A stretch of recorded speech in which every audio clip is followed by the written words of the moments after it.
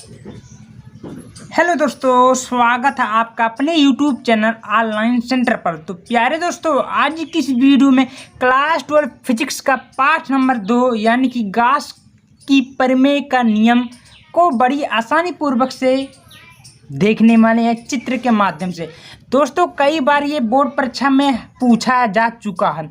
कितने नंबर का? 5 नंबर का। बड़ी आसानी पूर्वक से इसका मैं परिभाषा बताऊंगा, समझाऊंगा एकदम सरल तरीके से, और आपको भी याद हो जाएगा एकदम आसान तरीके से। और हाँ, ज़्यादा कठिन नहीं है प्यारे बच्चों। अगर आप लोग अच्छे से शुरू से देखते हैं तो ठीक ना। तो सबसे पहले हम लोग क्या करते हैं, शुरू करते हैं।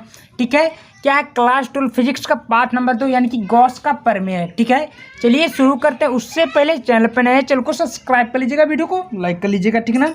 तो चलिए प्यारे बच्चों, शुरू करते हैं एकदम आसान तरीके से। यहाँ पर हम लोग पहले इसका डिफिनीशन समझते हैं, क्या बोलना चाहता है। ठीक ना, क्या है? चलिए शुरू करते हैं। गॉस की प्रमेय। ठीक है, गॉस की प्रमेय बोलिए चाहे गॉस की प्रमेय बोलिए, बात एक ही होता है। क्या है कि देखिए, अपने मन से 2 शब्द एग्जाम में कभी भी बैठिएगा तो अपने मन से थोड़ा दिमाग लगाइएगा कि 2 शब्द पहले लिखे। कभी एग्जाम नियम में इस प्रकार नहीं लिखा रहता है, लेकिन हम लोग अपने नियम के अनुसार बना सकते हैं। क्या बना सकते हैं?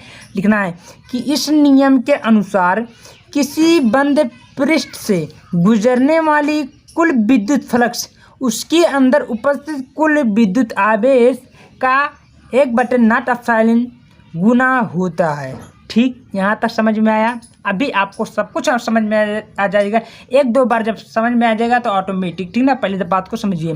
क्या बोला है कि इस नियम के अनुसार किसी बंद पृष्ठ यानी कि अभी मैं आपको फिगर के माध्यम से भी समझाऊंगा। पृष्ठ से गुजरने वाली कुल विद्युत फ्लक्स उसके अंदर उपस्थित कुल विद्युत आवेश का 1/0 गुना होता है। ठीक, जहाँ ε0 निर्वात अथवा वायु की विद्युतशीलता है। ठीक, आगे देखते हैं। यदि किसी बंद पृष्ठ द्वारा परिबद्ध गिरा हुआ कुल आवेश की हो तो गॉस का नियम यही कहता है। ठीक ना, यानी कि कहने का मतलब ये बोलता है, यदि किसी बंद पृष्ठ कोई भी चीज़ कोई भी वस्तु गुजरती है तो उसके अंदर जो उपस्थित कुल विद्युत आवेश होगा, आवेश को किससे दर्शाते हैं? क्यू से दर्शाते हैं, आपको पता ही होगा, है ना। अब बोला है कि ना, जहाँ ε0 निर्वात अथवा वायु की विद्युतशीलता है तो ये क्या होती है, ये आपको समझिए। तो यहाँ पर देखा जाए दोस्त, फाई इसको फाई बोलते हैं। फाई ई क्या होता है? ये होता है गॉस का नियम। ठीक है, गॉस का प्रमेय होता है यह फाई, और बराबर होता है क्यू क्या है? आवेश है। और ε0 आपको पता है। ठीक है, क्या होता है? ये गुना विद्युत आवेश का क्या होता है? गुना होता है। अब ये बोलना चाहता है, चलिए फिगर के माध्यम से मैं समझा देता हूँ आपको। मान लीजिए ये हमने क्या लिया। ठीक है, यहाँ ध्यान से देखिएगा, बड़ी आसान है, ज़्यादा कठिन है। प्रमेय का नियम, गॉस का प्रमेय का नियम बड़ी आसानी से याद हो जाएगा। मैंने एक फिगर लिया। ठीक है, बातों को समझिए दोस्त, ज़्यादा कठिन नहीं है। मान लीजिए मैंने क्या लिया, बंद पृष्ठ ले लिया, है ना। क्या लिया? बंद पृष्ठ। अब बंद पृष्ठ क्या क्या बोला था, जो बोला था उसको एक मैंने बंद पृष्ठ लिया। अब हमने ये सेंटर मान लीजिए ओ है। ठीक है, यहाँ पर मैंने एक लंबो चीना खींचा। ठीक है, अब मान लीजिए सेंटर मैंने ओ रखा। क्या रखा दोस्त? ओ रखा। और यहाँ पर हमने प्लस क्यू आवेश ले लिया। अब ये जो हमने ये जो माना, देखिए बातों को समझिए। और यह यहाँ पर जो क्या बनेगा, ये जो हमने माना था इसको आप मान लीजिएगा बिंदु मान लीजिएगा। अब बिंदु मानेंगे, यहाँ पर हमने जो बना दिया, क्या बना दिया? एक क्षेत्र बना दिया। ठीक है, यहाँ पर मैंने एक क्षेत्र बना दिया। अब ये क्षेत्र जो होगा ये आपको यहाँ पर दर्शा दीजिए। क्या दर्शाना होगा? ये जो बिंदु है यहाँ से लेकर आपको यहाँ तक खींच दीजिएगा, और ऐसे ए भी खींच दीजिएगा। ठीक है, समझिए कोशिश, क्या क्या बोल रहा है। ठीक ना। अब हमने ये जो माना था इसको हम लोग थीटा मान सकते हैं। इसको हम क्या बोलते हैं? थीटा। ठीक ना।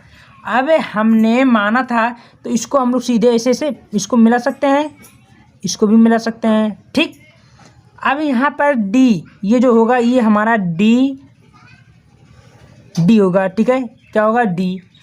और यहाँ पर हमने क्या मान लीजिए, ये धीरे धीरे मान लीजिए आर। ठीक है, आर मान सकते हैं।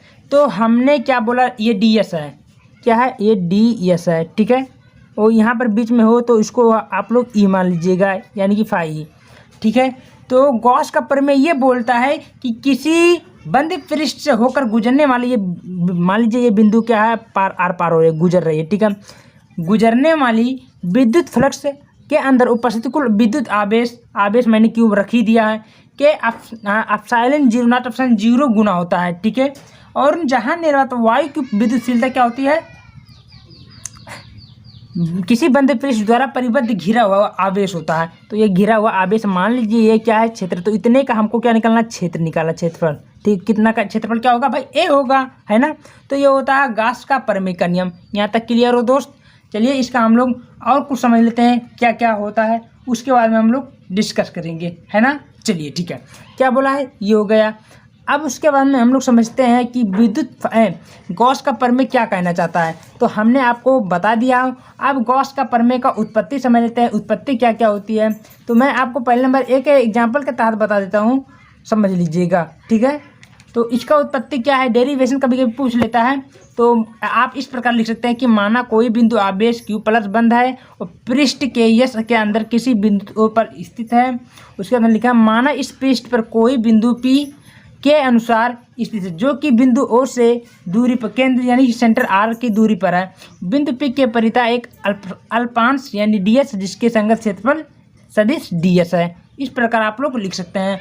और हाँ, आप लोग इस प्रकार लिख दीजिएगा क्योंकि यहाँ पर आपको ज़्यादा विद्युत फ्लक्स का दिया है। तो विद्युत फ्लक्स का आप लोग इस प्रकार लिख सकते हैं, क्या बराबर, देखिए E बराबर 1/4